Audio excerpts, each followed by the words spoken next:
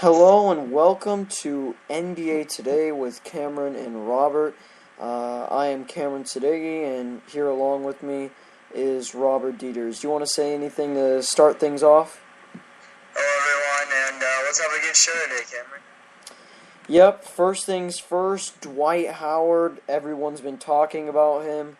4 years, $88 million contract he received from the Houston Rockets. A lot of people also had reaction toward the interview he had with Stephen A. Smith, and we kind of want to talk about what he had to say in that interview and play a little bit of the interview here. No copyright intended. No, we're not trying to infringe, but we're just doing it for technically educational purposes, so please listen to this.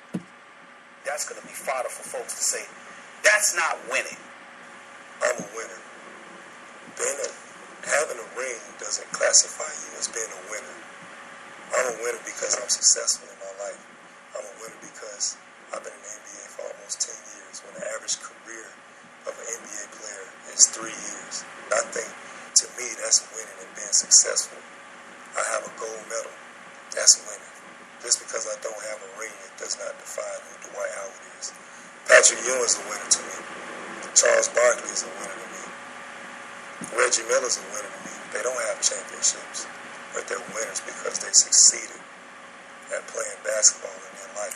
But the names that you brought up, what most people would say is, they never said what you said until they stopped playing. You're saying it while you're still playing. And they want you to have the hunger, the starvation for a championship. One thing about me is that is my drive to win a championship. If you look at my Twitter, it says after the ring. Why? Because I'm chasing that ring. That's what I want to do. But it's not the only thing that's important in my life. And just when you hear that, what do you react? How do you react to what Howard had to say? I react to saying, having the new start and everything with Houston, I think this guy will do well with the championships situation. I think this guy can really prove himself in Houston. I think a little bit too much money for Dwight, but Dwight's got to prove himself in Houston for the 4 years. Now, can the Houston Rockets make it to the finals? I think it's going to be a while. I think this team is already stacked, no doubt, but Dwight Howard, I think, is going to have a new restart button. This guy really needs to become a new player and become one of the main guys on this team. He's going to be the captain with James Harden. And, I can't wait for the Rockets to play, and we're going to see how Game 1 goes. I think that what Howard said was dead on right. I think he deserves a 4-year, $88 million contract. I personally have to say, winning is defined in other ways for different people, and whatever his definition is, shouldn't really be challenged, because his definition is just as good as anybody else's definition about winning a championship. People, have been criticizing him, killing him, saying he's crazy, he's not a good player, calling him other feminine things that can't be repeated on the air, and it's just really stupid on most people's parts are criticizing Howard in that way, because Howard is truly a champion in my book. I think what Howard has done for the game and what Howard's been doing right now has been extraordinary. I think he can really take this team very far, and it's really hard to win a championship in the NBA. I think it's the hardest sport to win a championship, and would you agree with that the NBA is the hardest place or league to win a championship? Cameron, after watching baseball, I think you can agree with that too. Like, NBA and MLB both have similar kind of championships. You have the World Series and you have the NBA Finals. I think they're both similar. They're both intense, no doubt. You got good pitching, you got good hitting, and you guys have to have either good defense or good offense. So either way, I think they're both close. But Dwight Howard is on the money, I think, in this one. I do agree with you. He is a champion in my book. He's a guy that really works hard. It doesn't matter if he won an NBA championship. Look at Carmelo Anthony. He hasn't won one yet. But look what he proves to the Knicks. He's the best player on the Knicks. He's the captain to the team. He works hard to play for the Knicks. Now, can the Knicks make a run this year? Yeah, they can, no doubt. It's also with the Houston Rockets with Dwight Howard. They can make a run as well. And, I don't think just because, I have a ring on my finger, I'm one of the best players in the NBA. No, you can't think about that. You think that the guys on the bench think they proved themselves just because, we have a ring? No, that doesn't help. So, but, we just have to see how this season goes. And, I just can't wait for Dwight Howard to play for Houston. If the Rockets don't, do you think that Howard will end his career here, or do you think he'll go one more place? Just planning. Well, I want to first see how this season goes. I think this season's really going to see how he does. Let's see how the second year. I think the first 2 years are really going to see if he really wants to stay in Houston or not. But, if they do have bad seasons, but I think they make it to the playoff, he would stay because this is a playoff contender team. This team can have a potential in that NBA Finals. They have a good starting lineup. I think this team could really go far. You have your outside and inside. You guys got the post, got that Thomas Robinson, Dwight Howard team up right there. You got the Chandler Parsons, James Harden, and Beverly, and you got Jeremy Lin coming off the bench. And I'll have Jeremy Lin come off the bench any day of the league as a point guard. So I think Houston has a really good shot, and I think Dwight Howard is going to stay here for years to come. Well said. I want to move on to Monte Ellis. He is a Dallas Maverick. He agreed to a 3-year deal at $28 million, according to USA Today. Monte Ellis did great in Golden State, pretty well in Milwaukee, helped them get to the playoffs last year. Do you think that Monte Ellis' game will fit well with the Dallas Mavericks? Yes, it will, and they really do need the shooting guard, in my opinion. You got Dirk Nowitzki too, so you got power forward and the shooting guard. Dirk Nowitzki's been there for a while, so I think Monte Ellis and Dirk Nowitzki are be working together a lot. These guys are be making most of the shots for Dallas, so this team is really going to have a good offense this year, and I think their defense is going to work hard too. I think this is going to be a good playoff contender team this year. It was a good deal, I think. This was a good pickup for the Mavericks.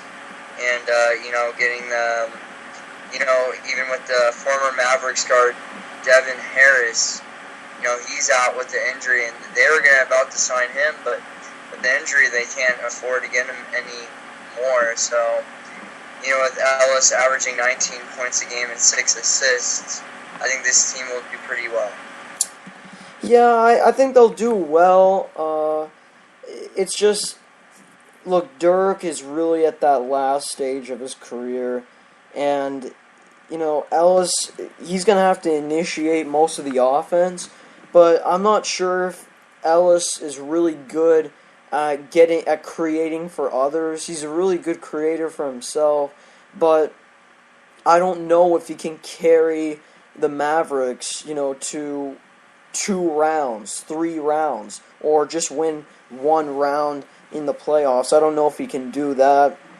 The Mavericks, I think, they also got Ellis to attract free agents in the future, because when Dirk leaves, they're really going to be in a mess, but with Ellis, it's going to kind of alleviate the pain.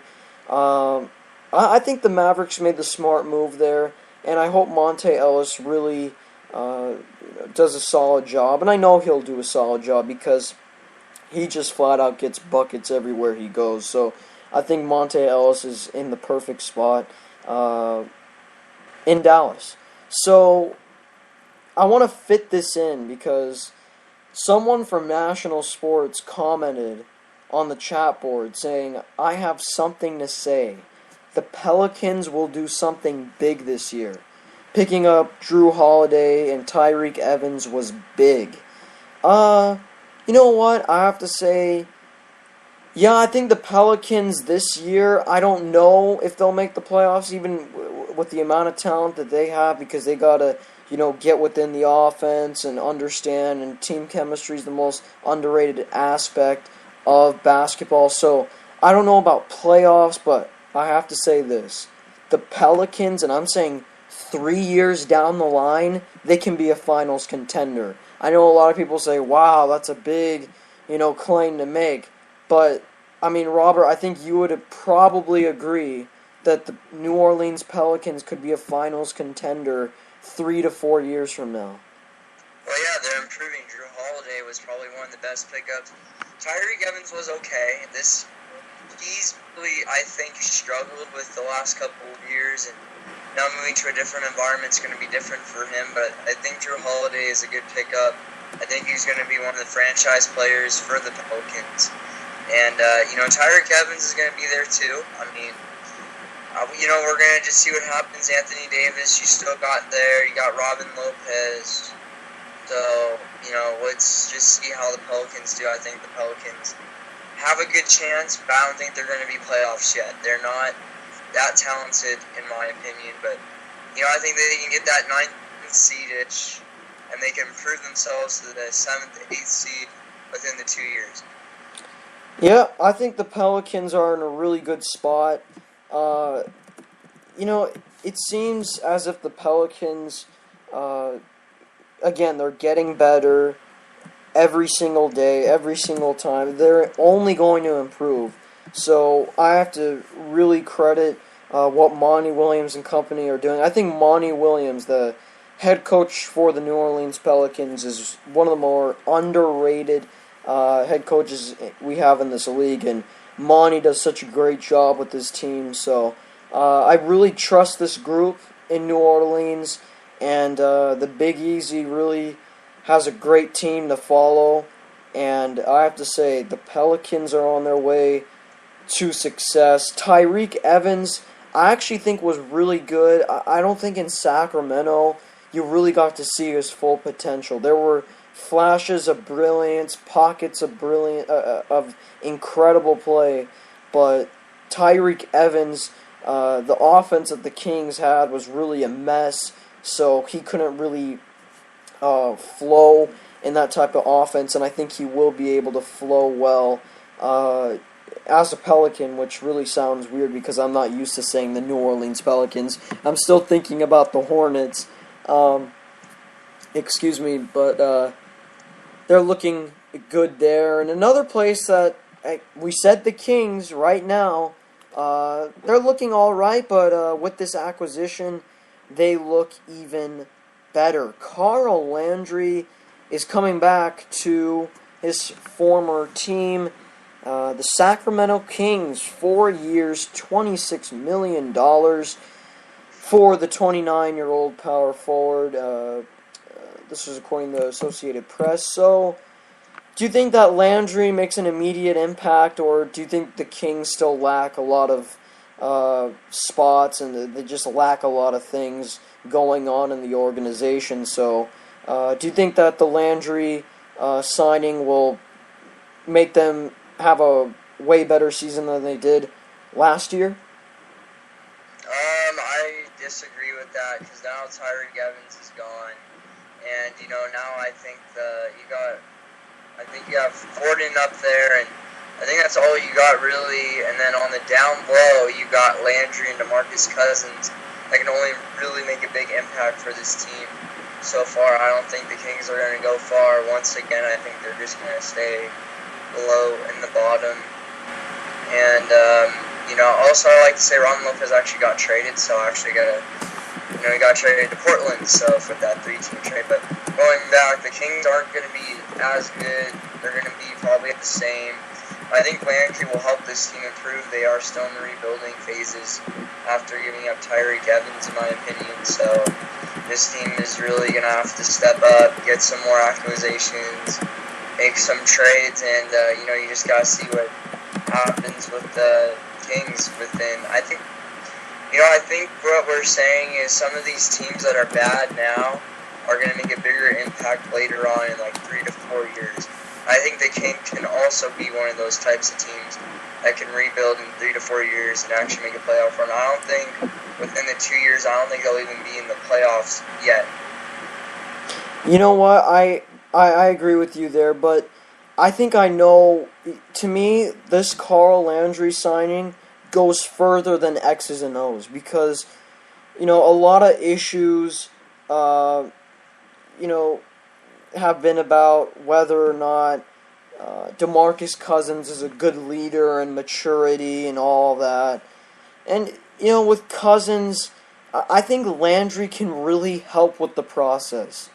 Landry is such a good veteran, really good guy in the locker room, and that's what the Kings really need to turn it around. And I think Landry will help DeMarcus Cousins to even elevate because Cousins sometimes, guys can get in his head.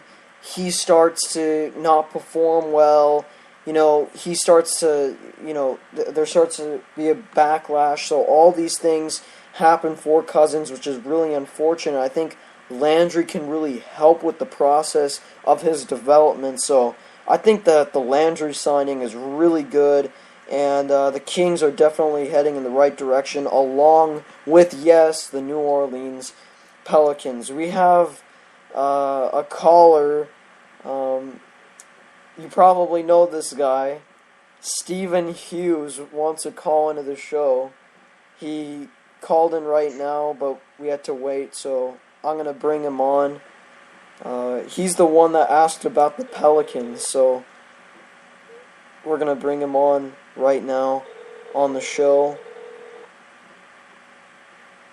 This is going to be interesting what he's going to be saying. He's going to go on a rant about the Pelicans. Hello? What's up, Cameron? Hey, Steven, you're along with Robert and I talking about the Pelicans. You brought it up. What do you think about the Pelicans? Hey, what's up, Robert? By the way, glad to be on the show. And for the New Orleans Pelicans, I feel like changing the logo is not really going to do anything, especially in a tough division where we have the Houston Rockets upgrading to get Dwight Howard, the notable signing of the offseason already. You have the Spurs, who might be going down because they are getting older as the years go on, but they're still a good team. Then you still have the Mavericks, who are usually and always a good team. But I think that the pickups of two key, backcourt guys in Tyreek Evans and Drew Holiday is going to be humongous to this team, adding a lot of depth to their backcourt, which is already pretty good with Eric Gordon and the young Rivers and Austin Rivers came out of Duke. So, and then also the Pelicans got Jeff Withey, the 7-foot center out of Kansas. He's going to be great in the down low area. He's probably going to be starting along with Anthony Davis, who's coming into his sophomore year in the NBA. So I think the Pelicans, starting-wise, look very good. And then on the bench, they might have to work on, their big man on the bench. Ryan Anderson is mostly a three-point specialist. But after that, Rivers and Eric Gordon are the key six-man guys for the backcourt on the bench. Yeah, unfortunately, there's some technical difficulties with Robert. Yeah, I do agree with the Ryan Anderson part. I think he needs to develop a little bit more. But Ryan Anderson has done a good job for the Pelicans. So, do you think that the only thing that will stop the Pelicans from becoming a really solid team down the line is injuries, or do you think that they still need more players, or do you just think it's going to be a matter of time until we see the Pelicans really become a great team? I think that the rebuilding stages were the last couple of years where Chris Paul was on the Hornets, the old Hornets anymore. When he signed with the Clippers, those 2 years in between then and now were the rebuilding years, in my opinion. Anthony Davis helping out a little bit, but ending second to last is actually a good thing. It was kind of a strange decision for New Orleans to draft Nerlens Noel, but I think it was a perfect idea for to trade him and get to get Drew Holiday, and that was a big addition, in my opinion, to the Pelicans. trying to answer your question, I think that the only way this team does not get into the playoffs as of this point is injuries. Drew Holiday was injured a little bit during the year. But if injuries are away from the Pelicans in the next couple of years, I think he has the potential playoff threat and a team that could, upset number 3 seed or number 2 seed at any chance. Kind of like the Warriors team. They're rising up. They're very young. There are no guys that are over 30. There are no guys that are over the age of 28. This is a particularly young team and looking to, rebuild a franchise that has suffered success ever since the Chris Paul and Carl Landry days and PJ Stojakovic days back in 2007, 8, and 9. Yeah, Steven, thanks for coming on. We're going to have to move on to some other topics. No problem. Thanks for letting me on, Cameron, and hit me up anytime you want if you want to talk to some NBA. All right, thanks. So, do you agree with him mostly there, Robert? I agree with him. I kind of cut in and out. Sorry, my internet connection was bad. I didn't really hear some of it, but, I just hear some of the uprising with the Warriors and Dwight Howard. I agree with the Dwight Howard. He's going to be uprising. He's going to be good this year, and he already kind of went over this.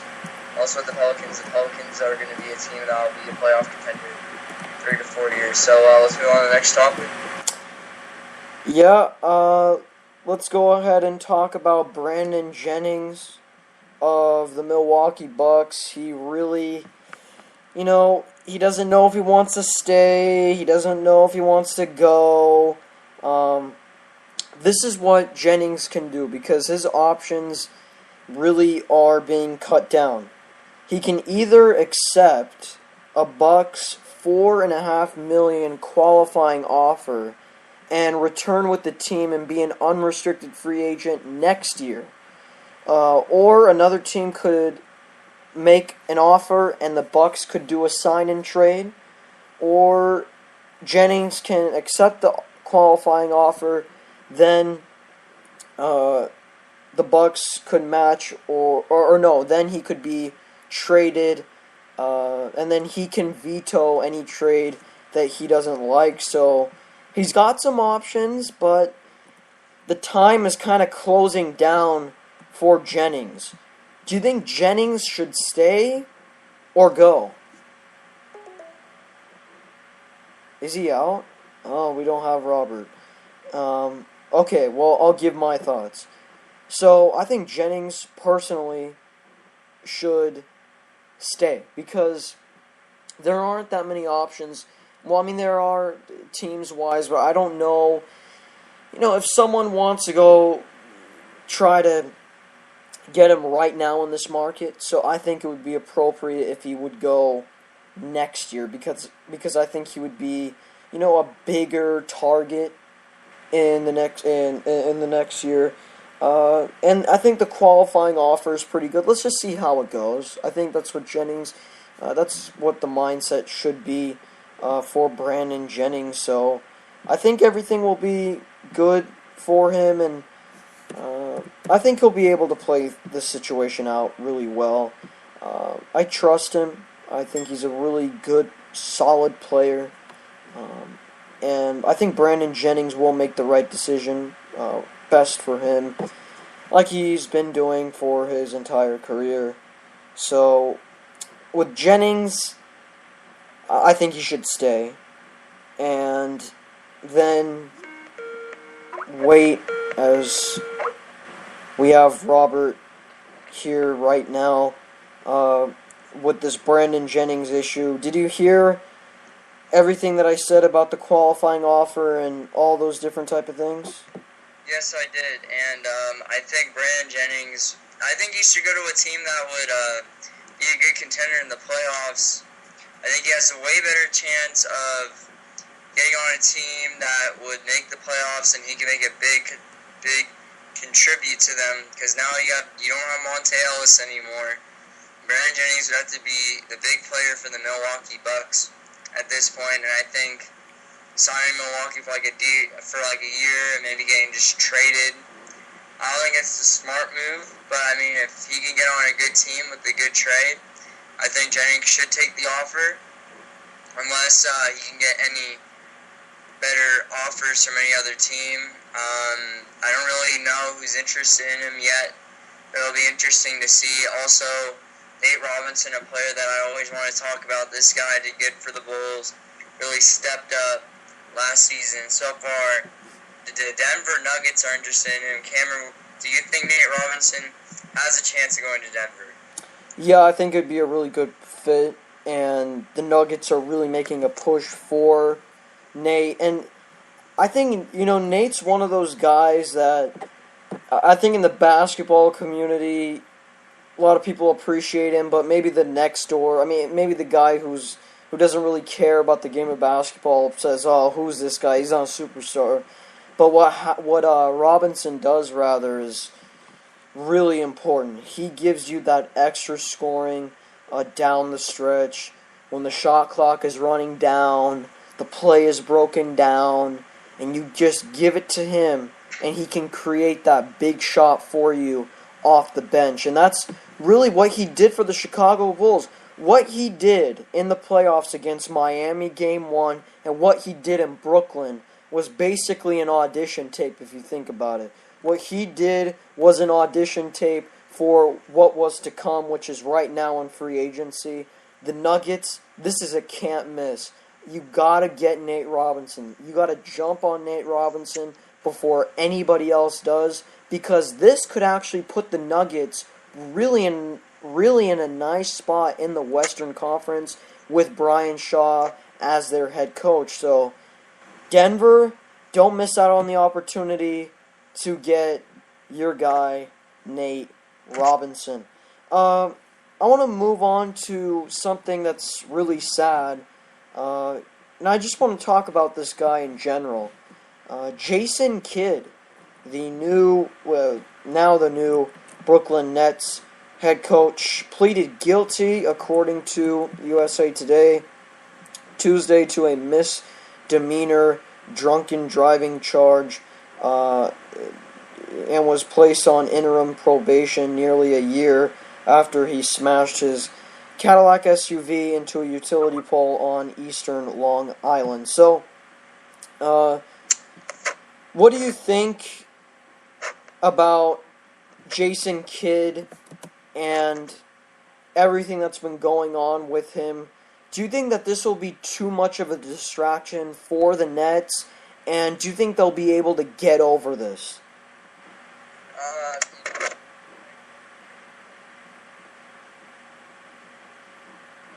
This is the only NBA Summer League at this point.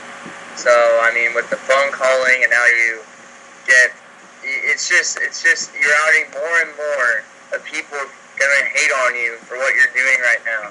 Now, we better step up and bring this team, because, I mean, I think that first game of the season is really going to prove how he really taught this team what he did to this team. So it's going to be really interesting what happens at this point. Jason Kidd, he has just made a bad first impression to me. And I don't know about you, Cameron, but I think this is really sad, in my opinion, for a first-year head coach to already do two things that make yourself look bad in front of the NBA. Yeah, I think I really feel bad for Kidd, especially as a guy who's such a great leader on the floor. As a player, it really kind of surprises me because he's always led by example, but when you don't have any good examples, how are you going to lead? And that's what Kidd's really stuck in. And unfortunately for Jason Kidd, I think for a veteran team like this, he's really in a struggle right now. So Jason Kidd needs to find a way to get things going. And okay, I'm just gonna have to ask you, Robert, what's going on with coming in and out? What's going on? Are you there? Sorry, it's connection here in Tahoe. It's kind of Oh. Yeah, I'm here now. I wanted the better sound quality. sorry, this has been kind of atrocious right now. I'm sorry. Keep on. I know. Keep on continuing on, Jason. I feel really bad. No. Just keep on going. I'm sorry. It's okay. Everybody has these. I've had so many technical errors before, so it really doesn't matter. Yeah, kid, just really feel bad for him, and if you like I said before, since you weren't here, if you can't lead by example, with no examples, then how are you going to become a successful head coach? Because that's what Kidd has been doing on the floor all the time, leading by example, and he doesn't have any examples right now, any good examples for his team. And you know what? I think Kevin Garnett and Paul Pierce and those veterans are starting to not have as much trust in their head coach, probably. You never know, because they're very critical and very tough in that locker room, and they're going to tell you what they think, what's on their mind. Do you think that head coaching shouldn't even be a position or a job or a career that kids should have pursued? Do you think this is absolutely the wrong job that kids should have gone for? This is surprising because a guy coming right out of the NBA, he just retired playing. He decides to come out and become a head coach, and I don't think he's going to be expecting long term. I think this guy's already making a bad impression. I don't know, it's going to be really interesting what happens during the season. I mean, he's already made 2 bad impressions already. What's going to happen? Is there going to be more? Is there going to be more charges? Is he going to have DUIs? We don't know yet. That's going to be really interesting what happens. I mean, he's a good player. He had a good career.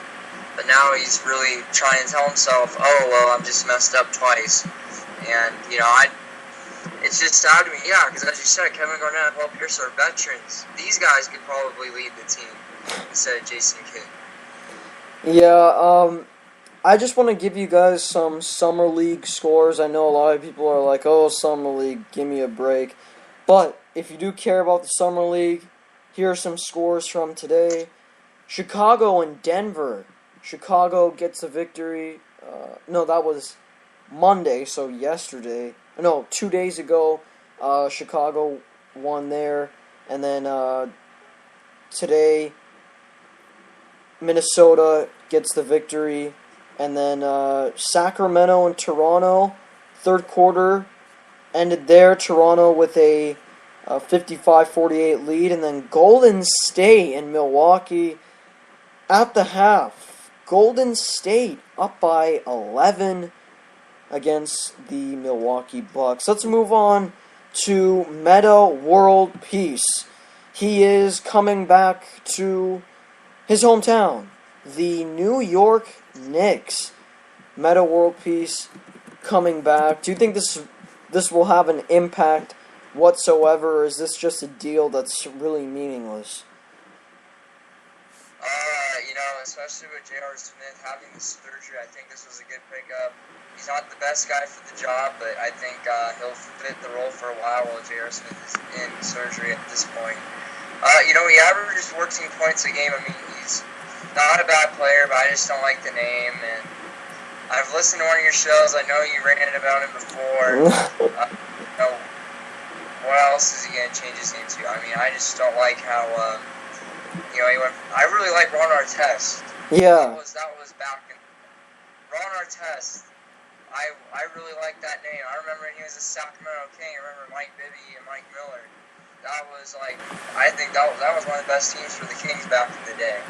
But now you're seeing, let's go Meta World Peace, and I don't really, the Knicks are good, and I think this is gonna help a little bit. I don't say a lot, but this guy is a veteran. He brings a lot to this team. And when J.R. Smith comes back, I don't think Meta World Peace will be on that bench. You know what? I personally think, okay, fine, but I personally don't like Meta World Peace as a player right now. I think numbers lie. You know that show Numbers Never Lie?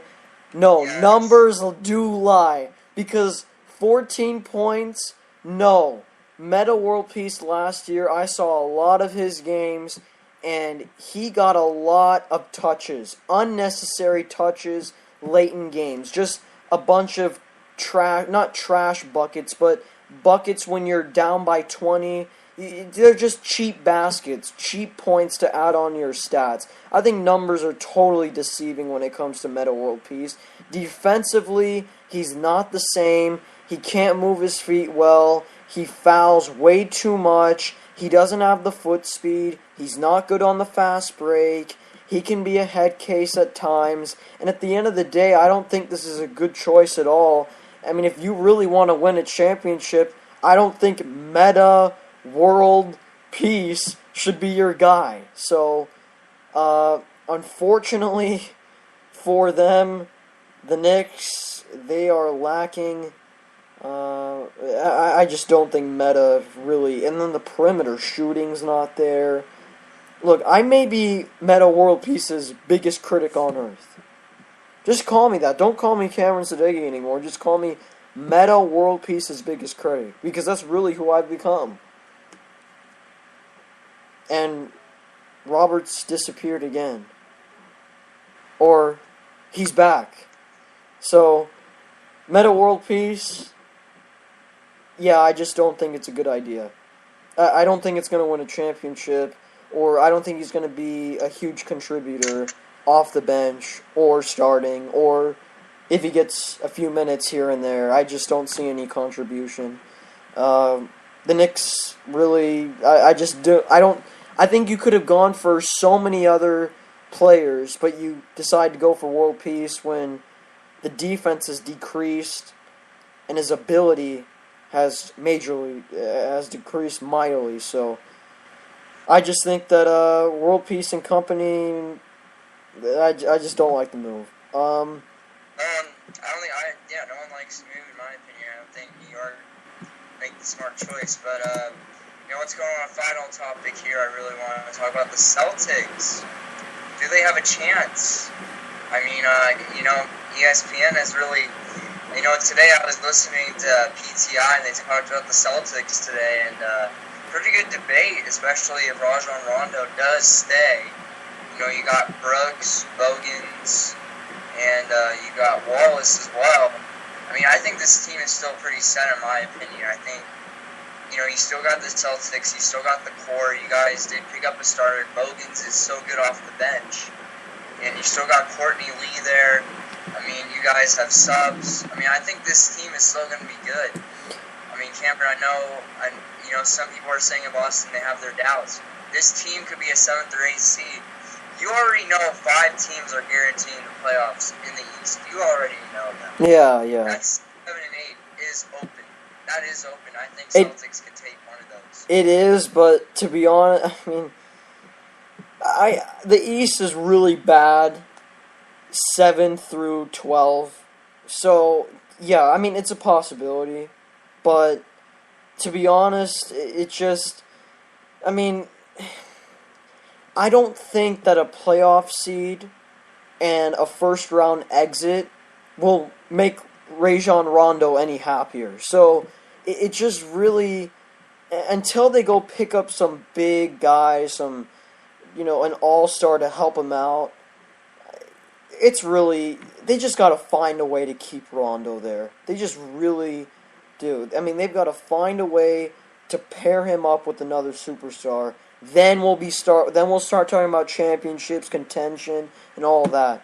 But to be honest, this team is really, it's like they're barely above water. I mean, you talk about mediocrity.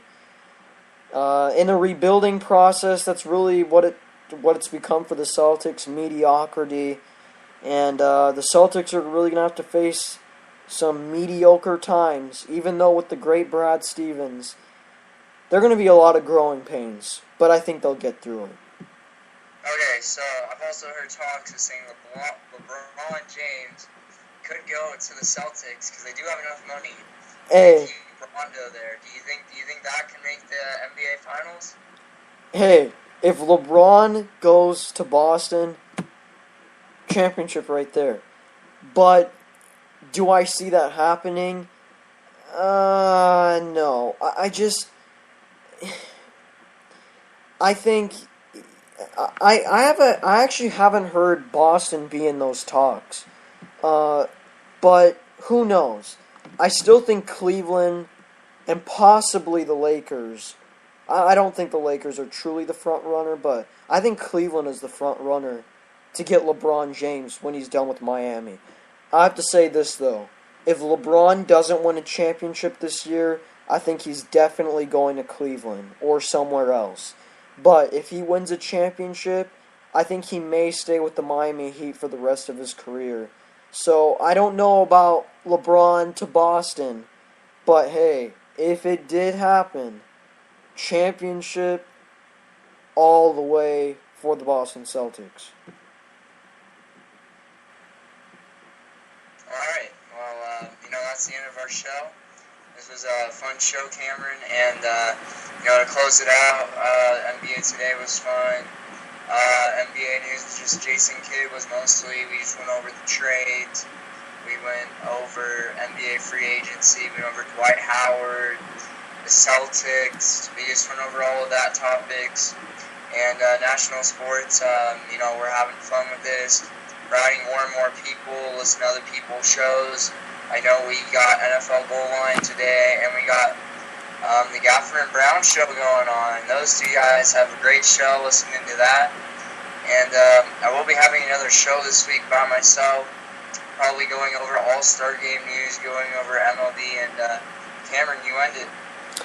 Yeah, we have a lot of shows today. We've done a lot. Really appreciate it, Robert, and I want to do a show this week, and I will, about the NBA. If we hear about what's going to happen with Brandon Jennings, that's really interesting there, because that could really change the franchise around. So, so a lot of news in the NBA. I know it's the summer, but a lot of news still in the NBA, and I really appreciate it. And thank you, everyone at National Sports. Please listen to Gafford and Brown and NFL Goal Line with Nick and Andrew Goldstein. So, let's go, and